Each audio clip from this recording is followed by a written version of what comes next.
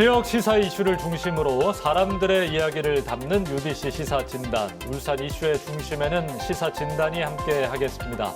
박차훈 현 새마을금고 중앙회장이 최근 연임에 성공하면서 17대에 이어 18대 회장에 당선됐습니다. 이 금융기관의 중앙회장이 울산 출신이라는 것 반가운 마음인데요.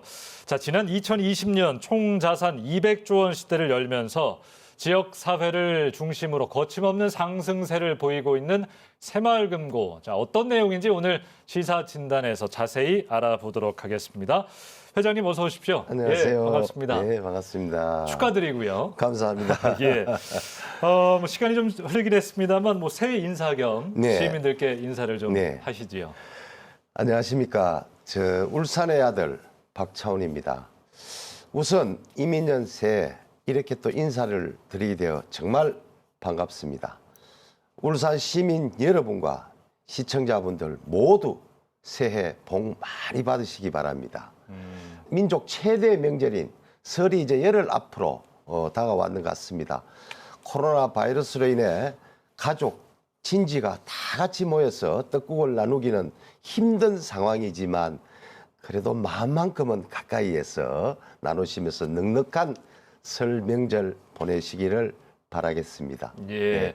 울산의 아들이란 표현까지 또 쓰셨는데 울산은 네, 뭐 네. 자주 오십니까? 어떻게 요즘? 네. 제가 회장 취임하고 나서는 사실 자주 못 왔습니다. 예. 그래서 가끔 이렇게 행사나 있을 때 울산을 한 번씩 찾았습니다만 울산은 뭐 왠지 그렇게 기분이 마음이 굉장히 뜨는 것 같아요. 그러실 것 같아요. 네. 아니 그러니까 압도적인 지지율로 이번에 18대 중앙회장에 당선이 되셨습니다. 4년 임기를 끝내고 18대 이제 또 시작을 하게 되는 건데 어떠세요? 4년도 이제 맡게 됐는데 소감 좀 듣고 싶어요. 네, 정말 감사합니다. 지난달 선거에 전국의 많은 이사님들께서 성원해 주신 덕분에 18대 새마을금고 중앙회장에 당선되었습니다. 오는 3월부터 이제 4년 회장직을 수행하게 되었습니다. 예. 그동안 제가 추진한 것 개혁과 성장 과제를 마저 잘 완성하라고 주신 기회로 알고 더 나은 우리 새마을금고와 새마을금고 중앙회를 만들기 위해 노력을 하겠다는 말씀 드립니다. 예, 소감까지 한번 들어봤습니다. 자세한 얘기 한번 차근차근 네. 나눠보겠습니다. 먼저 저희가 준비한 영상부터 보고 오시죠.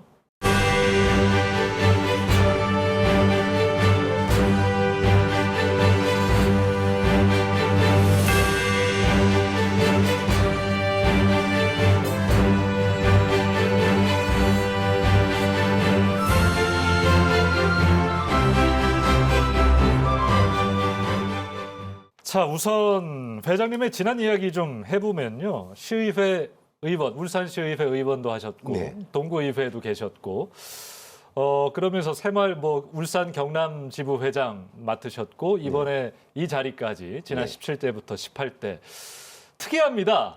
예, 화려하고요. 네. 어떤 계기로 좀 이렇게 오게 되셨는지 좀 네. 설명을 들어볼까요?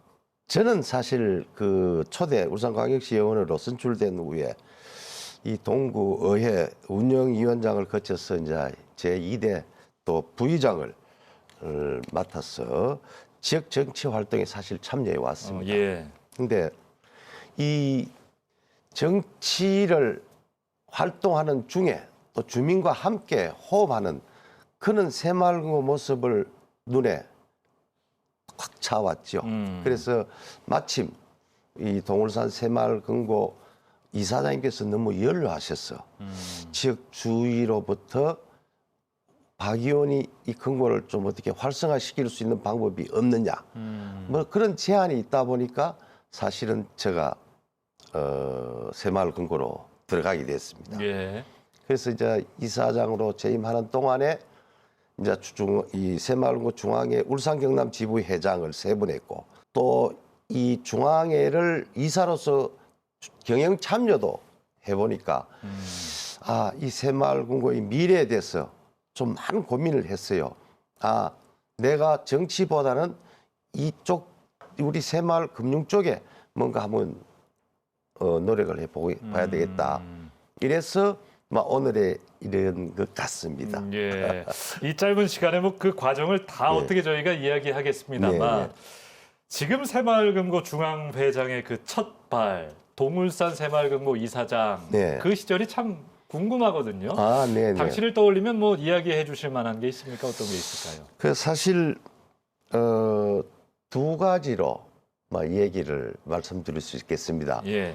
하나는 우리 동울산 새마을금고 자산을 30배 성장시킨 것입니다. 취임 당시 그 자산 규모가 6억 원에 불과했습니다. 예. 근데 제가 취임하고 나서 이 고객 서비스와 친절을 아주 강요를 많이 했죠. 우리 직원들하고 노력한 덕분에 20여 년간 약 4,600억 원의 대형 공고로 성장시켰습니다. 또 하나는 전국 금고 최초로 사회복지법인인 느티나무 복지대단을 설립한 것이 기억에 남습니다. 전국 최초였습니까? 네네. 그래서 이 느티나무 복지대단에서 지역 어르신들을 위한 노인요양원, 또 노인복지관 이런 부분을 또 운영을 했고 발달 장애인을 위한 이 아동 청소년 발달센터, 또 주간보호센터 등을 운영했습니다. 이 의사소통에 어려움을 겪던 이 발달 장애인 어린이들이 처음으로 말을 이렇게 했던 순간이 아직도 기억이 납니다. 그래서 이 당시 재단에서 추진했던 사업들은 지역사회 주민들에게 큰 호응을 얻었고 저 개인적으로도 이 센터를 방문할 때마다 마음이 정화되어 그런 위안을 좀 받기도 했습니다. 예. 네네. 사실 이 자리에서 뭐 정치인을 비롯해서 울산 출신으로서 중앙 무대에서 활약하고 계신 분들 모셔서 이야기를 듣다 보면 참 반가운 마음이 좀 들기 마련인데 네네네. 참 중앙에서 큰 역할을 한다는 게 이게 말처럼 쉽지만은 않은 일인 것 같다는 생각 들고 네. 특히나 이번 선거 마지막 간선제라고 하더라고요. 네. 그 과정들 참 힘드셨을 것 같아요. 네, 좀 네. 이야기를 해주신다면요. 사실 그 금융권의 수장은 울산에 아마 처음일 겁니다. 예. 제가 뭐 잘났어가 아니고 제가 중앙회장까지 가기까지의 참 어려운 과정은 너무나도 많았습니다. 제일 먼저 제가 우리 일선 전국의 1,300여 이사장님들에게 제일 먼저 중요한 것은 제가 조그만한 금고를 이렇게 성장시킨 과정을 설명을 하다 보니까 굉장히 감동을 준 것 같고요. 예. 또 두 번째는 아까도 말씀드린 바와 같이 이 새마을 금고가 이 나름대로 사회공헌 사업이 굉장히 중요합니다. 이런 부분에 대해서 우리 이사님들의 그런 좀 나름대로 박차원에 대한 그런 신뢰가 좀 예. 컸던 것 같습니다. 신뢰를 그래서 많이 얻으셨다. 새마을 금고가 이런 사람이 수장이 돼야 되겠구나 하는 것을 아마 좀 느낀 것 같아요. 알겠습니다. 박차훈 중앙회장의 지난 이야기들 좀 짧게나마 들어봤습니다. 다음으로 넘어가 보죠.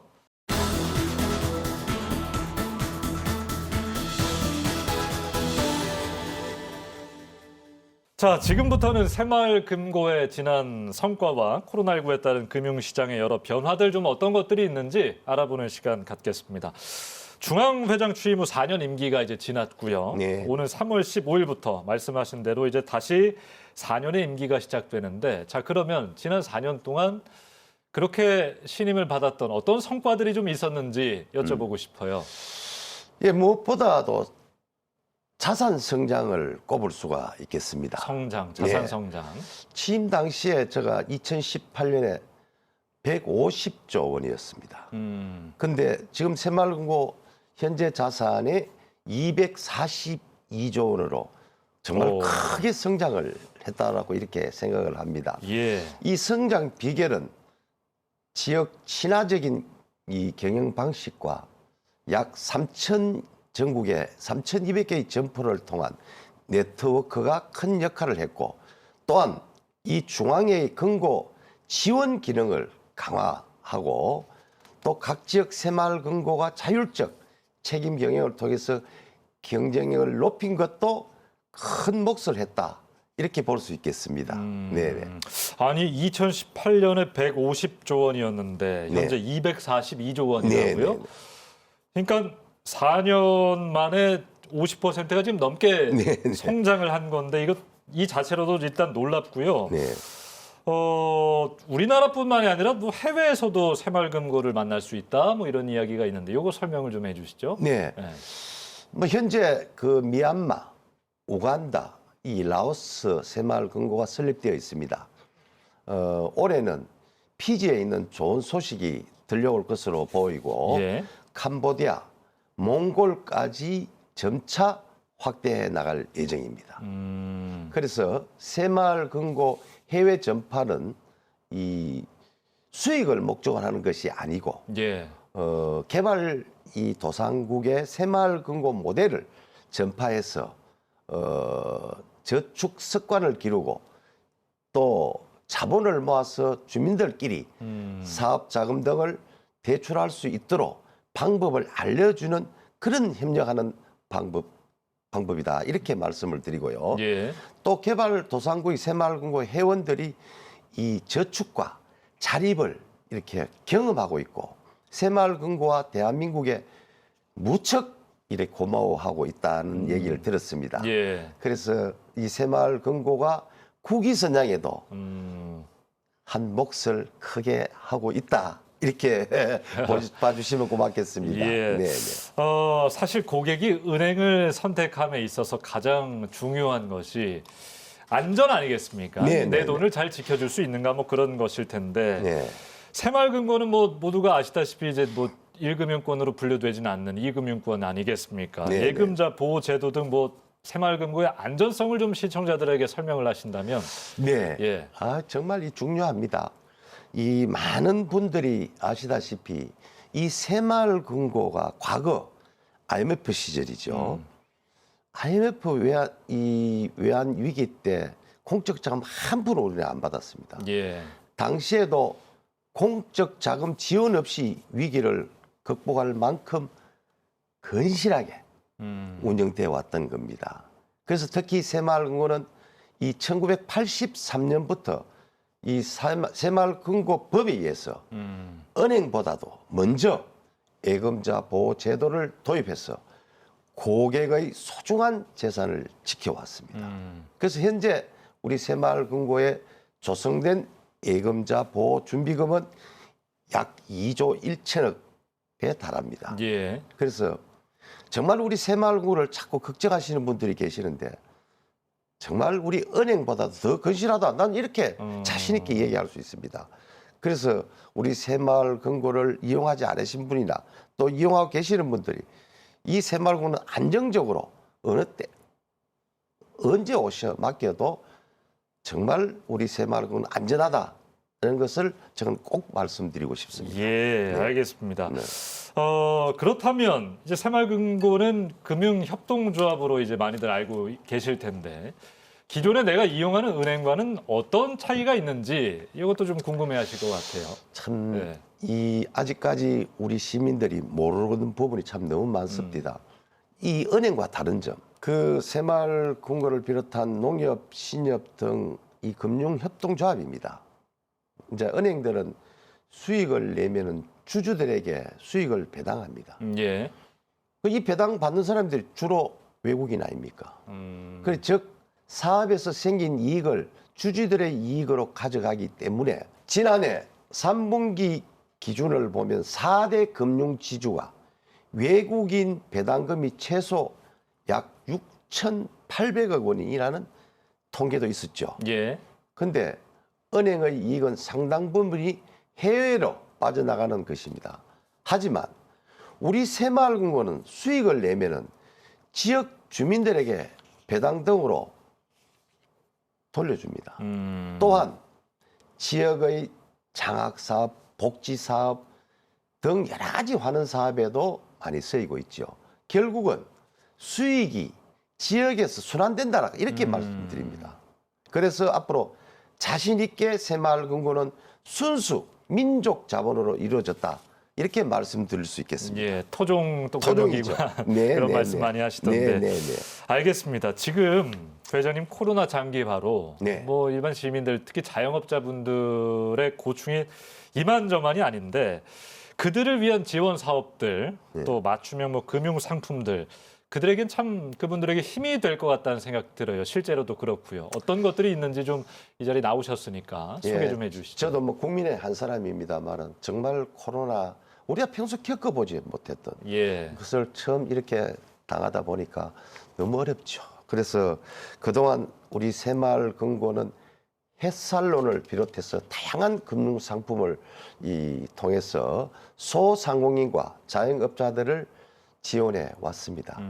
특히 최근에는 코로나19 긴급 금융을 실시해 긴급 자금 대출을 약 458억 원을 상환유예로 약 4조 5천억 원을 지원했습니다. 예, 이게 코로나19 긴급금융이죠. 그렇죠. 예. 그래서 지역 이 소상공인들과 이 자영업자분들에게 실질적인 도움이 되어 반응이 아주 우리 새마을금고에 대해서 좋은 그런 반응을 보여주고 있다. 이렇게 말씀을 좀 드립니다. 네. 예, 알겠습니다. 네. 뭐 정부의 정책들도 많이 나오고 있습니다만 네. 아무튼 힘이 되는 금융 그 역할을 좀 해주시기를 바랍니다. 다음 네. 주제로 넘어가죠.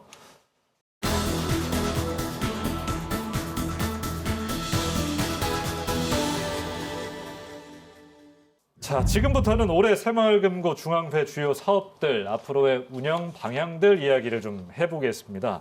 최근에 세계적으로 이 ESG 경영이 주목을 받고 있습니다. 그러니까 친환경적이고 네, 네. 뭐 사회적 책임을 다하고 지배 구조를 지배 구조. 개선하고 네, 뭐 네. 이런 것들인데 이와 관련해서 새마을금고 어떤 계획들 좀 세우고 계십니까?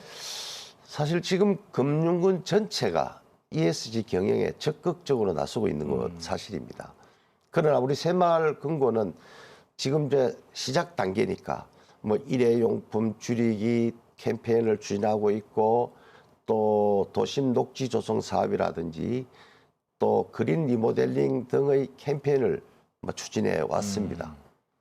올해는 보다 체계적으로 ESG 경영을 추진하기 위해서 우선 중앙회 내에 ESG 경영위원회를 신설합니다. 예.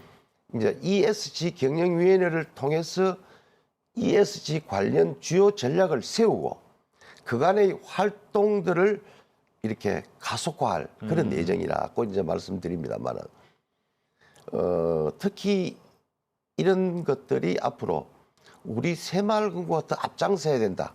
저는 그렇게 생각을 합니다. 예. 신년사에도 이 말씀을 하셨던 것 같은데 코로나와 4차 산업혁명 시대를 같이 겪으면서 금융 환경이 참 많이 바뀌고 있다. 그 속도가 더 빨라지고 있다. 이렇게 시민들도 느끼시거든요. 그러니까 디지털 시대 흐름에 맞춰서 점점 더 모든 것들이 비대면화 되어 가고 있고 최근에 보면 은행들이 지역 은행들도 뭐 오프라인 지점들을 축소하고 뭐 통폐합하고 그러니까 지점들이 줄고 있는 거예요. 네. 관련해서 새마을금고도 어떤 움직임을 좀 예측하고 준비하고 계신지 궁금합니다. 그 사실 이 코로나19로 비대면이 이제 일상화되면서 이 패러다임이 이 완전히 지금 바뀌어가고 있는 거는 뭐 금융계의 디지털화 속도에 따라서 경쟁력이 되고 있죠. 그동안 우리 새마을금고 중앙회가 IT 센터 신축과 이 스마트 뱅킹 고도화, 또 고객 콜센터 고도화, 또 통합 민원 관리 시스템 구축 등 꾸준히 이 디지털 시대를 대비해는 왔습니다. 근데 한 가지 덧붙인다면은 저는 이렇게 생각합니다. 우리 새마을금고가 전국에 3,200여 개 점포가 있습니다.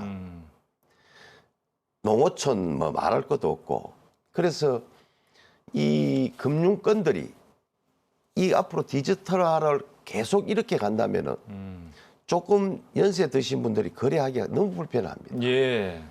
그래서 우리 새마을금고는 거기에 안주하지 않고 지속적으로 우리 네트워크를 지켜나갈 그런 계획입니다. 아, 그러니까 디지털화 시대에 네. 금융을 포함한 모든 업종이 지금 뭐 비대면 디지털화 속도를 가속화시키고 있지만 네. 말씀하신 대로 연령대가 높은 회원분들도 계시기에 좀 더 속도 조절을 해서 그분들도 소외된 그분들도 함께 갈 수 있는 네네. 그런 것들을 좀 준비하고 있다 이렇게 네네. 정리가 되는데 네네. 알겠습니다. 처음에 아까 새마을금고는 사회공헌 활동도 많이 하고 있다 이렇게 이야기를 하셨어요. 네. 구체적인 것들 어떤 게 있는지 좀 소개를 해주세요. 제가 취임하고 나서 예. 약 1년에 1,700억 원의 이 지역사회 공헌 활동에 지원하고 있습니다. 1년에 1,700억 원 예, 정도. 네. 그래서 저희는 이 서민과 소외계층에 이 관해서 든든한 이 버팀목의 역할을 뭐 실질적으로 묵묵히 수행하고 늘 노력해 왔다 이렇게 말씀을 드립니다. 특히나 코로나19 이 가장 힘든 이 소상공인들을 위해서 조금이나마 도움이 되고자 지역 상권 이용 활성화를 위하여 이 내수 경제 활성화 지원 사업을 통해서 3년간 우리 전통시장에 그 소상공인들에게 579개 지역에 약 28억 원을 지원한 바 있습니다. 예. 또한 2018년부터 이 MG 희망 나눔 소셜 성장 지원 사업을 통해서 사회적 가치를 실현하는 76개 사회경제 조직에 33억 원의 성장 지원금을 지원도 했습니다. 그래서 청년 일자리 창출 문제 해결을 통해서 우리의 미래 세대는 물론이지만 지역과 함께 이 상생하고자 꾸준히 노력하고 있다 이렇게 말씀드립니다. 요즘 뭐 선거 앞두고 있습니다만 요즘 청년의 화두가 참 많아요. 그러니까 맞습니다. 네. 거의 집중해야 하는 시기이고 알겠습니다. 저희가 ESG 경영 이야기하면서 뭐 기업의 사회적 책임 이야기도 했습니다만 여러 지역들 뭐 두루두루 관심 가지 않는 지역 없으실 텐데 그럼에도 불구하고 울산 지역에 어떤 도움을 또 주실 수 있을까라는 대목도 저희 울산에 계신 분들에게는 참 관심 가는 부분 아니겠습니까? 네, 예, 좀 곤란한 질문인가요? 아니요. 뭐 예. 이렇게 말씀드렸듯이 새마을금고는 사회공헌을 다양하게 하고 있는데요. 또 특히 울산 지역과 시민들을 위한 지원도 뭐 지속해 왔습니다. 저 역시 울산의 아들이니까 아무래도 뭐 조금은 좀 더 챙길 수가 있겠습니까, 그죠? 예. 그 이제 전통시장의 이 범죄 예방 기반 시설을 조성 사업에 좀 우리가 지원을 했고요. 농수산물 시장 뭐 화재 복구 지원 사업이라든지 또 장애인 시설 지원. 그다음에 사실 요즘 우리 이슈가 되고 있죠. 저출생 극복 이 지원 사업으로 추진했고 울산 바다를 지키는 이 3개 친환경 기업의 성장 지원금을 또 지원을 하고 있고 그 인연으로 계속 지금 지속적으로 하고 있습니다. 그래서 울산을 대한민국의 최대 공업도시라고는 합니다만 이 암각화, 대숲길, 또 대항공원 등 이 관광 자원 또한 풍부한 도시라고 이렇게 생각합니다. 예. 그래서 우리 울산시와 좀 협의가 된다면 뭐 여러 가지 다양하게 예. 이 지원들을 활용해서 우리 새마을금고 회원이 2천만인입니다. 2천만 명의 우리 새마을금고 회원들이 이 자연 경관에 수립한 울산도 좀 찾을 수 있는 그런 관광 프로젝트 사업도 한번 계획을 해볼 생각입니다. 네. 알겠습니다. 지역과 함께 또 시민들과 함께 성장하는 새마을금고의 모습 기대해 보겠습니다.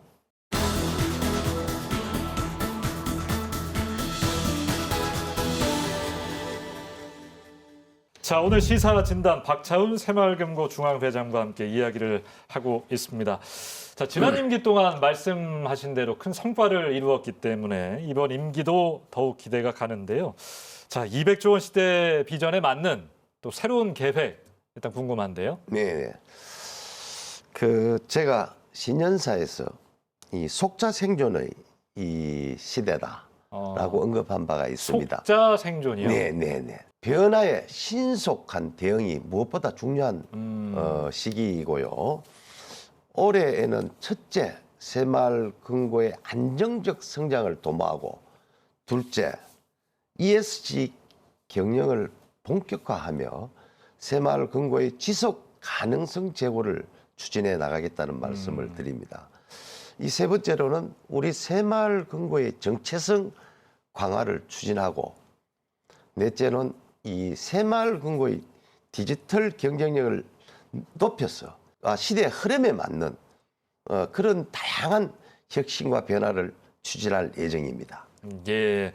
자, 그럼 마지막으로 이 방송 또 보고 계실 시청자분들, 또 울산 시민분들께 한 말씀 해주셨으면 좋겠는데, 아무래도 또 코로나19로 힘든 시기를 보내고 있는 또 시민들에게 메시지가 될 것 같기도 하고요. 네. 예, 시간 드리겠습니다. 네, 우리 새마을 금고는 올해로 이 땅에 삭을 틔운 지 59년이 되는 날입니다. 되는 해입니다. 어떤 조직에 60년 가까이 꾸준히 성장한다는 것은 결코 쉬운 일이 아니다. 저는 그렇게 생각을 합니다. 그래서 급변하는 금융 환경 속에서 우리 새마을 금고는 더욱 따뜻한 금융기관이 되도록 노력하겠다는 말씀드리고요. 시청자 여러분들께서 더 많이 찾아주시고 더 많이 이용해 주신다면 우리 새마을 금고가 지역과 회원을 위해 더 많이 돌려드릴 것을 약속을 드리고자 합니다. 예, 네. 따뜻한 금융이 되겠다. 마지막 말씀까지 전해주셨습니다. 자, 저희 시사진단은요, 출연하신 분들이 노래를 하나 추천해서 좀 끝을 맺고 있습니다. 네. 오늘 어떤 곡을 좀 들고 오셨습니까? 네, 오늘 이제 그 걱정 말아요 그대, 아하, 걱정 말아요. 그거를 예. 추천하고자 합니다. 저는 사실 그 예상되는 노래가 하나 있었는데 네. 그게 아니군요. 이 코로나가 장기화되면서 예. 너무 많은 분들이 힘드십니다. 특히 뭐 소상공인 또 어르신을 비롯해서 국민 모두가 힘드신데 진심으로 위로의 말씀을 전하고 싶고 잠시나마 치유의 시간에 됐으면 하는 마음에서 골라봤습니다. 예, 알겠습니다. 오늘 울산 출세에는 박차훈 새마을금고 중앙회장과 이야기를 나눴습니다. 고맙습니다. 아유, 예. 감사합니다. 네. 자, 상부 상조 정신과 사람을 품은 따뜻한 금융으로 지역사회와 함께 더불어 성장한 새마을금고. 그 새마을금고가 내세우는 비전처럼 앞으로도 지역 소상공인과 서민들에게 따뜻한 금융 울타리가 되었으면 하는 바람이 있습니다. 시사진단 여기까지 하겠습니다. 고맙습니다. 노래하세요. 후회 없이 사랑했노란 말해요.